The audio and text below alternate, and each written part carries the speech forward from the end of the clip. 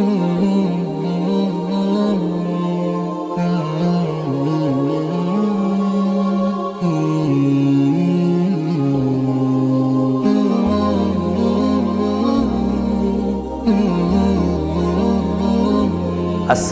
আলাইকুম ওয়া রাহমাতুল্লাহি ওয়া বারাকাতুহু। আলহামদুলিল্লাহি উলাল আজলাল ওয়াল ওয়াহিদিল ফারদিল কাদিমিল আউয়াল ওয়াসসালাতু ওয়াসসালামু আলা রাসূলিহিল আকরাম ওয়া আলা আলিহি ওয়া সাহবিহি ওয়া মান তাবিআহুম বিইহসানিন ইলা ইয়াউমিদ্দিন, আম্মা বা'দ। সম্মানিত দর্শক শ্রোতা, আপনারা দেখছেন ইহয়াউস সুন্নাহ টেলিভিশনের মাধ্যমে দারসুল হাদিস, হাদিসে আরবাঈন থেকে আমরা নিয়মিত ধারাবাহিকভাবে দারসে হাদিস পেশ করে আসছি। আজকে আমাদের হাদিস নাম্বার হলো 19 আর পর্ব নাম্বার হচ্ছে 20। হাদিস নাম্বার 19, পর্ব নাম্বার হচ্ছে 20। আজকের আমাদের হাদিসটি বর্ণনা করেছেন আবুল আব্বাস আবদুল্লাহ ইবনে আব্বাস রাদিয়াল্লাহু আনহুমা। বলার অপেক্ষা রাখে না যে আবুল আব্বাস হলো আবদুল্লাহ ইবনে আব্বাসের কুনিয়ত বা উপনাম, আর আব্বাস রাদিয়াল্লাহু আনহু, আবদুল্লাহ রাদিয়াল্লাহু আনহু হলেন আল্লাহ রসুল সাল্লাল্লাহু আলাইহি ওয়াসাল্লামের চাচাতো ভাই এবং খুব ছোট বয়সে তিনি ইসলাম গ্রহণ করেছিলেন বা ইসলামের উপরেই হয়তো জন্মগ্রহণ করেছিলেন। তো সেই আবদুল্লাহ ইবনে আব্বাস রাদিয়াল্লাহু আনহু, যাকে বলা হয়েছে রাইসুল মুফাসসিরিন, আর আবদুল্লাহ ইবনে আব্বাসকে দোয়া দিয়েছিলেন রাসূল সাল্লাল্লাহু আলাইহি সাল্লাম। তিনি বলেছিলেন, আল্লাহুম্মা ফাক্কিহু ফিদ্দীন ওয়া আল্লিমহু তা'ওয়িল। হে আল্লাহ, ইবনে আব্বাসকে তুমি দ্বীনের ফকিহ বানাও এবং তাকে তাফসীর শিক্ষা দাও। তারই বদলতে আল্লাহ তাআলা তাকে রাইসুল মুফাসসিরিন করেছিলেন। তো সেই আবদুল্লাহ ইবনে আব্বাস রাদিয়াল্লাহু আনহুমা থেকে আমাদের এই হাদিসটি বর্ণিত হয়েছে। তিনি বলেন যে কুনতু খালফান নবিয়্যি সাল্লাল্লাহু আলাইহি ওয়াসাল্লাম, একদা আমি আল্লাহ রসুল সাল্লাল্লাহু আলাইহি সাল্লামের পিছনে ছিলাম। ইয়াউমান, কোনো একদিন। ফাকালা, তখন আল্লাহ রসুল সাল্লাল্লাহু আলাইহি সাল্লাম বললেন, ইয়া গোলাম, হে বৎস, হে বালক, হে ছেলে, ইন্নী উআল্লিমুকা কালিমাতিন, ইন্নী উআল্লিমুকা কালিমাতিন, আমি নিশ্চয় আমি তোমাকে কিছু বাক্য, কিছু কথা শিখিয়ে দিতে চাই। আল্লাহ রসুল সাল্লাল্লাহু আলাইহি সাল্লাম নিজের থেকে চাচাতো ভাই আবদুল্লাহ ইবনে আব্বাস রাদিয়াল্লাহু আনহুমাকে এই কালিমাগুলো শিখিয়ে দিয়েছেন। আল্লাহু আকবার! কতই না সৌভাগ্যবান সেই সাহাবী যাকে রসুল সাল্লাল্লাহু আলাইহি সাল্লাম নিজের পক্ষ থেকে বলছেন, ইয়া গোলাম ইন্নী উআল্লিমুকা কালিমাতিন, আমি তোমাকে কিছু কালিমা, কিছু বাক্য শেখাতে চাই। সেই বাক্যগুলো আল্লাহ রসুল সাল্লাল্লাহু আলাইহি সাল্লাম আবদুল্লাহ ইবনে আব্বাস রাদিয়াল্লাহু আনহুমাকে শিখাতে গিয়ে বললেন, ইহফাজিল্লাহা ইয়াহফাজুক, ইহফাজিল্লাহা ইয়াহফাজুক, তুমি আল্লাহকে হেফাজত করো, আল্লাহ তোমাকে হেফাজত করবেন। সম্মানিত দর্শক শ্রোতা, আল্লাহ আমাদের হেফাজত করবেন এটা তো স্পষ্ট। আল্লাহ ছাড়া তো আমাদের কোনো হেফাজতকারী নেই। বরং আরেক জায়গায় বলা হয়েছে, আল্লাহু খায়রুন হাফিযান ওয়া হুয়া আরহামুর রাহিমিন। মহান রব্বুল আলামিন তিনি সবচেয়ে উত্তম হেফাজতকারী এবং তিনি সবচাইতে দয়ালুর দয়ালু। অতএব সেই মহান রব্বুল আলামিন হেফাজত করবেন, আমাদেরকে সংরক্ষণ করবেন, এটাই স্বাভাবিক। কিন্তু আল্লাহকে আমরা কিভাবে হেফাজত করব, এর ব্যাখ্যা কি? আসলে আল্লাহকে হেফাজত করার অর্থ হলো আল্লাহর দ্বীনকে হেফাজত করা, অর্থাৎ ইসলামী নিয়মকানুন যেগুলো রয়েছে সেই ইসলামী নিয়মকানুনগুলোকে আমাদেরকে হেফাজত করতে হবে। হালাল বৈধগুলো মানতে হবে, হারামগুলো থেকে দূরে থাকতে হবে। এটাই হলো আল্লাহকে হেফাজত করা। আল্লাহকে হেফাজত করা মানে আল্লাহর দ্বীনকে হেফাজত করা। তো আসুন আমরা আল্লাহর দ্বীনকে হেফাজত করি, আল্লাহ আমাদেরকে হেফাজত করবেন। রাসূল সাল্লাল্লাহু আলাইহি ওয়াসাল্লাম চাচাতো ভাই ইবনে আব্বাসকে বললেন, ইয়া গোলাম ইহফাজিল্লাহ ইয়াহফাজুক, তুমি আল্লাহকে হেফাজত করো, আল্লাহর দ্বীনের হেফাজত করো, আল্লাহর আইনের হেফাজত করো, আল্লাহর সীমারেখার হেফাজত করো, আল্লাহ তোমাকে হেফাজত করবেন। অতএব আসুন, আপনি যদি দুনিয়াতে আখিরাতে বাঁচতে চান, দুনিয়া ও আখিরাতে আল্লাহর হেফাজতে থাকতে চান, আল্লাহ তাআলার সংরক্ষণে থাকতে চান, তাহলে আল্লাহর বিধিবিধানের সংরক্ষণ করুন। ইহফাজিল্লাহ তাজিদহু তুজাহাক, আর তুমি আল্লাহর বিধিবিধানের যদি হেফাজত করো তাহলে বিপদে আপদে ভালো মন্দতে সবসময় তুমি আল্লাহকে তোমার সামনেই পাবে। অতএব দিনদার পরহেজগার ব্যক্তি যারা, তারা যখন এই বিপদে আপদে আল্লাহকে ডাকে, আলহামদুলিল্লাহ আল্লাহ তাদের ডাকে সাড়া দিয়ে থাকেন। বেদিন মার্কা লোক যারা, তারা কিন্তু আল্লাহকে ডেকেও পায় না। কেন পায় না? কারণ সে আল্লাহর দ্বীনের পথে নেই, আল্লাহর দ্বীনকে সে হেফাজত করে না। আল্লাহ রাসূল সাল্লাল্লাহু আলাইহি ওয়াসাল্লাম বললেন যে ইহফাজিল্লাহ তাজিদহু তুজাহাকা, তুমি আল্লাহকে হেফাজত করো, আল্লাহকে তুমি তোমার সামনে পাবে। বিপদে আপদে যখনই যখনই আল্লাহকে তুমি ডাকবে তখনই তুমি আল্লাহ তোমার ডাকে সাড়া দেবে। যেমনটি আল্লাহ তাআলা বলছেন, ওয়াইদা সাআলাকা ইবাদি আন্নি ফাইন্নি করিব, আমার বান্দারা যদি তোমাকে আমার সম্পর্কে জিজ্ঞাসা করে তাহলে জানিয়ে দাও আমি ওদের খুব কাছে আছি। উজিবু দাওয়াতাদ দাঈ ইযা দাআন, কোনো আহ্বানকারী যখন আমাকে আহ্বান করে আমি তার আহ্বানে তার ডাকে সাড়া দেই। অতএব আপনি যদি আল্লাহর দ্বীনের হেফাজত করেন, আল্লাহকে আপনি আপনার বিপদে আপদে ভালোতে মন্দতে সবসময় ইনশাআল্লাহ কাছেই পাবেন, সামনেই পাবেন। আল্লাহকে সামনে পাওয়ার অর্থ হলো আল্লাহর সাহায্য আপনি পেয়ে যাবেন, আল্লাহ আপনাকে রক্ষণাবেক্ষণ করবেন, আল্লাহ আপনাকে বিপদ থেকে উদ্ধার করবেন ইনশাআল্লাহ। তারপর রাসূল সাল্লাল্লাহু আলাইহি ওয়াসাল্লাম বলছেন, ইযা সাআলতা ফাসআলিল্লাহ, যখন তুমি চাইবে তখন আল্লাহ তাআলার কাছে চাইবে। অতএব চাওয়াটা একটা ইবাদত, এই চাওয়াটা আল্লাহর কাছেই চাইতে হবে। কিন্তু দুঃখজনক হলেও সত্য যে আমাদের সমাজের নামধারী আলেম ওলামারা মেলা ভান ধরে, অনেক লম্বা খেল্লা পড়ে, মেলা ধরনের টুপি পড়ে, পাগড়ি পড়ে, এক একজনের কাণ্ড কারখানা দেখলে মনে হবে যে কত বড় না আল্লামাতুদ দাহার, নাউজুবিল্লাহি মিন জালিক। অথচ এরা এই মাজার এবং শিরিকের আড্ডাখানার এই রাজ কায়েম করে রেখেছে আমাদের বাংলাদেশে। কিছু লোক তো এটাও বলতো যে ওলি আউলিয়ার কবর বুকে ধারণ করে বাংলাদেশ ধন্য হয়েছে। দুঃখজনক হলো সত্য যে এই ওলিয়া উলিয়া ও শিরকের আড্ডাখানাগুলোর কারণে অসংখ্য মানুষ মুশরিকে রূপান্তরিত হয়েছে। অতএব এ সকল মাজার, এ সকল এই আস্তানা, এগুলো কখনোই ইসলামী আদর্শ হতে পারে না। এগুলোতে আল্লাহর হক ভুলণ্ডিত হয়ে গেছে। অতএব যখন আমরা চাইব আল্লাহর কাছেই চাইতে হবে, আল্লাহ ছাড়া অন্য কেউ আপনাকে কোনো কিছু দিতে পারে না। অতএব মাজারে গিয়ে আপনি সন্তান চাইবেন, পীরের কাছে গিয়ে আপনি বিপদ থেকে উদ্ধার কামনা করবেন, আপনার স্বামী স্ত্রীর অমিল আপনি পীরের কাছে গিয়ে চাইবেন, গণকের কাছে গিয়ে চাইবেন, এগুলো কেউ আপনাকে রক্ষা করতে পারবে না। আপনাকে ধর্ণা দিতে হবে এসবের মালিক মহান রব্বুল আলামিনের কাছে। অতএব ইযা সাআলতা ফাসআলিল্লাহ, আপনার যা কিছু দরকার আল্লাহর কাছে আপনি চান। তাই সাহাবায়ে কেরাম রাদিয়াল্লাহু আনহুম আজমাইন তারা যদি তাদের এই জুতার ফিতাও ছিঁড়ে যেত তবুও তারা আল্লাহর কাছেই সেটা প্রার্থনা করতেন। তারপর রাসূল সাল্লাল্লাহু আলাইহি ওয়াসাল্লাম বলছেন, হে বালক, ইযাস্তানতা ফাস্তাইন বিল্লাহ, সাহায্যের দরকার হলে আল্লাহর কাছেই তোমরা সাহায্য প্রার্থনা করবে। আমরা প্রতি নামাজে প্রতি রাকাতে আমরা বলে থাকি ইয়্যাকা না'বুদু ওয়া ইয়্যাকা নাস্তাইন, হে আল্লাহ আমরা তোমারই ইবাদত করি, তোমার কাছেই আমরা সাহায্য চাই।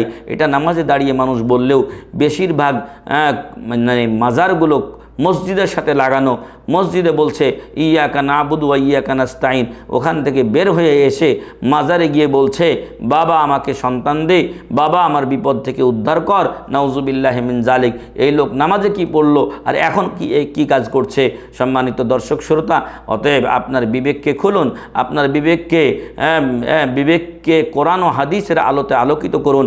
তাই রাসূল সাল্লাল্লাহু আলাইহি ওয়াসাল্লাম বলছেন, ইযা সাআলতা ফাসআলিল্লাহ, চাইলেও আল্লাহর কাছে চাইবে, সাহায্যের দরকার আল্লাহর কাছে দুহাত তুলবে, সাজদাতে চাইবে, শেষ রাত্রে চাইবে, আল্লাহই তোমাকে সাহায্য করবেন ইনশাআল্লাহ। ওয়া আলাম আন্নাল উম্মাতা লাব ইজতামাআত আলা আন ইয়ানফাউকা বিশাইইন লাম ইয়ানফাউকা ইল্লা বিশাইইন ক্বাদ কাতাবাহুল্লাহু লাক, আর জেনে নাও সারা উম্মতের লোক মিলে যদি তোমার কোনো উপকার করতে চায়, সারা উম্মতের লোকজন কোটি কোটি মানুষ মিলে আপনার কোনো উপকার করতে চাই, আপনাকে কোনো জিনিস দিতে চাই, লাম ইয়ানফাউকা বিশাইইন ইল্লা বিশাইইন ক্বাদ কাতাবাহুল্লাহু লাক, আল্লাহ যদি আপনার ভাগ্যে ওটা লিখে না থাকেন তাহলে ওই উপকার তারা আপনার করতে পারবে না। ভাগ্যে যদি আপনার না থাকে সারা বিশ্ব মিলেও আপনাকে সেটা দিতে পারবে না। একটা কথা আমরা বলি, মানুষের দেওয়া কুলাই না, আল্লাহর দেওয়া ফুরাই না। অতএব আল্লাহ যদি দিতে না চান সারা বিশ্ব মিলেও আপনাকে দিতে পারবে না যদি আল্লাহ আপনার ভাগ্যে লিখে না থাকেন। অতএব মানুষের কাছে ধর্ণা দিয়ে কোনো লাভ নেই, আল্লাহর কাছে আমাদেরকে ধর্ণা দিতে হবে, আল্লাহর কাছেই আমাদেরকে চাইতে হবে। ওয়াইন ইজতামাউ আলা আন ইয়াদুররুকা বিশাইইন লাম ইয়াদুররুকা ইল্লা বিশাইইন ক্বাদ কাতাবাহুল্লাহু আলাইক, আর যদি সবাই মিলে আপনার ক্ষতি করতে চায় আর আল্লাহ তাআলা যদি আপনার ভাগ্যে ক্ষতি লিখে না থাকেন তাহলে তারা সবাই মিলে হলেও আপনার কোনো ক্ষতি করতে পারবে না। অতএব এই বিশ্বাস রাখুন, আপনার ভাগ্যে যা আছে তা ঘটবে, ভালো থাকলে ভালো ঘটবে, মন্দ থাকলে মন্দ ঘটবে। মানুষ আপনার উপকার অপকার করার ক্ষমতা রাখে না। উপকার এবং অপকারের ক্ষমতা রাখেন একমাত্র মহান রব্বুল আলামিন। এই বিশ্বাস রেখেই সামনে এগোতে হবে। অতএব আমাদের সমাজে দেখা যায় যে যখন ড্রাইভার সাহেব অথবা বিভিন্ন পেশাজীবী লোকেরা সকালবেলা যখন তারা পথ চলা শুরু করে, সামনে একটা মাজার আসলে সেখানে 10 টাকা 5 টাকা দান করে যাতে আজকের পথ চলাটা যাতে আজকের দিনটা শুভ হয়।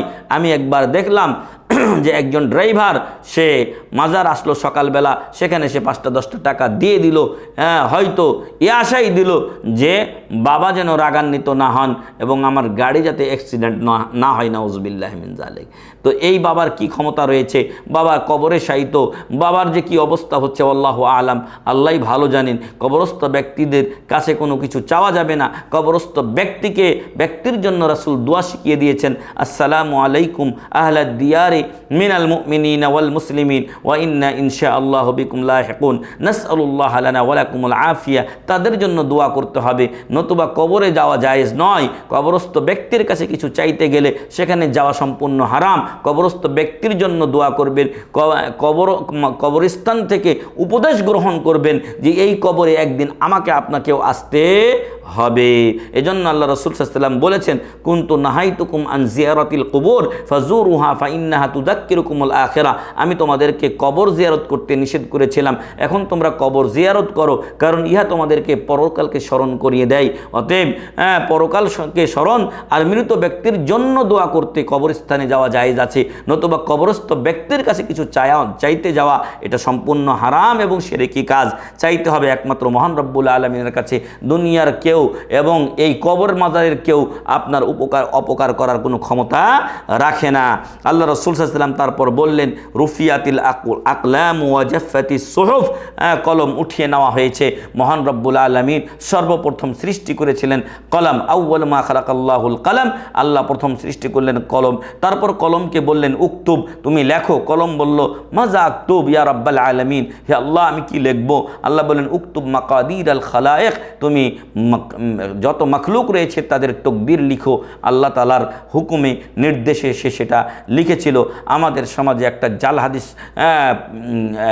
প্রচলিত রয়েছে, রাসূল সাল্লাল্লাহু আলাইহি ওয়াসাল্লাম তিনি সৃষ্টিগত দিক থেকে আমাদের মতো মানুষ ছিলেন, কিন্তু আমাদের মাযহাবী ভাইয়েরা তারা রাসূল সাল্লাল্লাহু আলাইহি ওয়াসাল্লামকে মর্যাদা দিতে গিয়ে একটা জাল হাদিস বলে থাকেন, সেটা হলো আউয়ালু মা খালাকাল্লাহু নূরি, আউয়ালু মা খালাকাল্লাহু নূরি, সর্বপ্রথম আল্লাহ তাআলা নবীর নূর তৈরি করেছেন এবং তাই মুহাম্মদ সাল্লাল্লাহু আলাইহি ওয়াসাল্লাম নূরের তৈরি, আল্লাহর নূরের তৈরি। তাহলে তো তিনি আল্লাহর মতোই হয়ে গেলেন, কারণ আল্লাহর সিফাত তার মধ্যে চলে আসলো। নাউজুবিল্লাহ।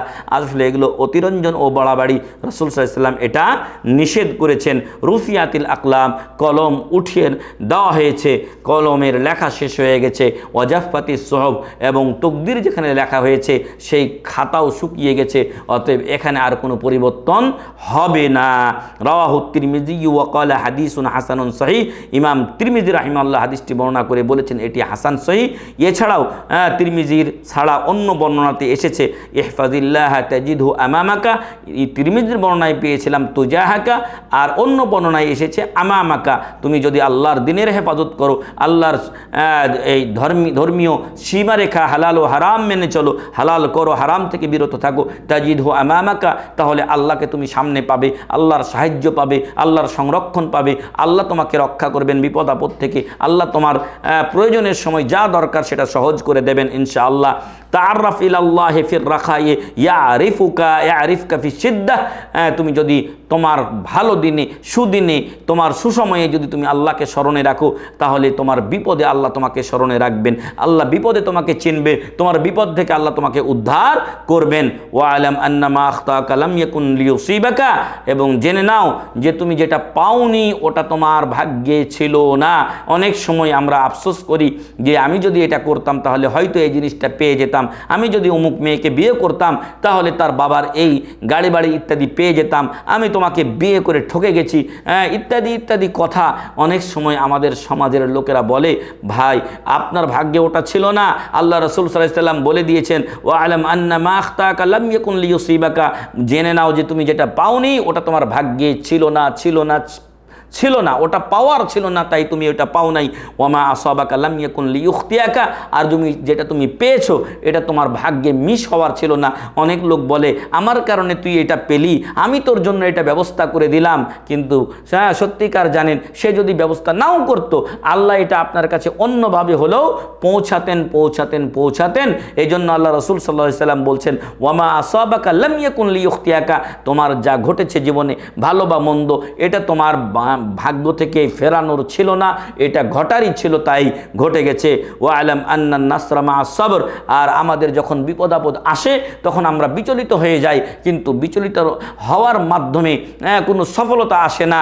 আল্লাহ তাআলা কোরআনে বলছেন ইন্নাল্লাহা মা আস-সাবিরিন, নিশ্চয় মহান রব্বুল আলামিন ধৈর্যশীলদের সাথে রয়েছেন।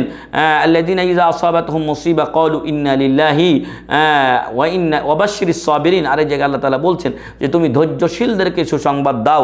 অতএব কষ্ট জীবনে আসবে, কষ্টের পরেই সফলতা আসবে, কষ্টের পরেই আপনার দুঃখ দুর্দশা ইনশাআল্লাহ দূর হয়ে যাবে। আজীবন আপনার কষ্ট থাকবে এমনটি নয়। আপনারা নিজেরা প্রত্যেকেই নিজের জীবনের প্রতি খেয়াল করে দেখুন, এক সময় হয়তো আপনি ঠিকমতো খেতে পেতেন না, কিন্তু আজকে আপনার সে সমস্যা আলহামদুলিল্লাহ দূর হয়ে গেছে। এই জন্য আল্লাহ রাসূল সাল্লাল্লাহু আলাইহি ওয়াসাল্লাম বলছেন ওয়া আলাম আন্নান নাসরা মা আস-সাবর, তুমি জেনে নাও যে সাহায্য আল্লাহ তাআলার আসবে ধৈর্যের মাধ্যমে। তুমি ধৈর্য ধারণ করো, আল্লাহর দিনের উপরে কায়েম থেকে, তুমি অবিচল থেকে ধৈর্য ধারণ করো, ইনশাআল্লাহ আল্লাহর সাহায্য তোমার কাছে পৌঁছবে। আল্লাহর নবী সাল্লাল্লাহু আলাইহি সাল্লাম মক্কায় নির্যাতিত হয়েছেন, তাইফের ময়দানে রক্তাক্ত হয়েছেন, উহুদের প্রান্তরে আহত হয়েছেন। এরপরেও 8ম হিজরিতে মাত্র 8 বছরের হিজরতের 8 বছরের মাথায় মক্কা তিনি বিজয় করেছেন, আলহামদুলিল্লাহ। অতএব সম্মানিত দর্শক শ্রোতা, ও আলাম আন্নান নাসরা মা আস-সাবর, জেনে নিন যে সাহায্য আসবে, তবে অবশ্যই আপনাকে ধৈর্য ধারণ করতে হবে। ওয়া আন্নাল ফারাজা মাআল কারব, আর যখন আপনার বিপদ আসবে, বিপদ থেকে এক সময় আপনি উদ্ধার পাবেন। আপনার বিপদ ইনশাআল্লাহ এক সময় দূর হয়ে যাবে, চিরদিন বিপদ থাকবে এমনটি নয়। যদি বিপদ না আসে তাহলে বিপদ থেকে আপনি উদ্ধার পাবেনই বা কীভাবে, আর আপনি বিপদের মর্মই বা কীভাবে বুঝবেন? এই জন্য আল্লাহ রাসূল সাল্লাল্লাহু আলাইহি ওয়াসাল্লাম বলছেন ওয়া আন্নাল ফারাজা মাআল কারবি, আর আপনার বিপদ যখন দূর হয়ে যাবে, তো বিপদ যখন আপনার চলে যাবে তখন আপনার সমস্যাও দূর হয়ে যাবে।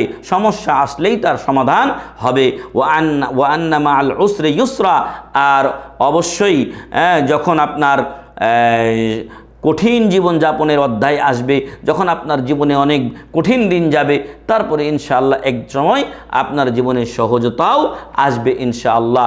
অতএব সম্মানিত দর্শক শ্রোতা, আসুন আমরা এই হাদিসে যে বিষয়গুলো জানতে পারলাম সেই বিষয়গুলোর উপরে আমল করার চেষ্টা করি, এবং আমাদের সমাজে বিভিন্ন প্রকার যে শিরক আর বিদআত চালু আছে সেগুলোকে আমরা পরিহার করে এক আল্লাহমুখী হই, আল্লাহর দ্বীনকে সংরক্ষণ করি। আল্লাহ আমাদেরকে সংরক্ষণ করবেন ইনশাআল্লাহ। আল্লাহ তাআলা আমাদেরকে সে তৌফিক দান করুন, আল্লাহুম্মা আমিন। আসুন আমরা একসাথে ইহয়া ও সুন্নাহ টেলিভিশন এটাকে প্রচার ও প্রসারে শরিক হই। এটাও আপনার জন্য নেকির কাজ। ঐক্যের সাথে সুন্নাহর পথে অবিরাম পথ চলার দৃঢ় প্রত্যয় নিয়ে আমাদের এই পদযাত্রা আল্লাহ তাআলা সহজ করুন। আল্লাহ তাআলা আমাদেরকে সবাইকে ভালো রাখুন। ওয়া আখিরু দাওয়ানা আনিল হামদুলিল্লাহি রাব্বিল আলামিন। ওয়াসসালামু আলাইকুম ওয়া রাহমাতুল্লাহি ওয়া বারাকাতুহু।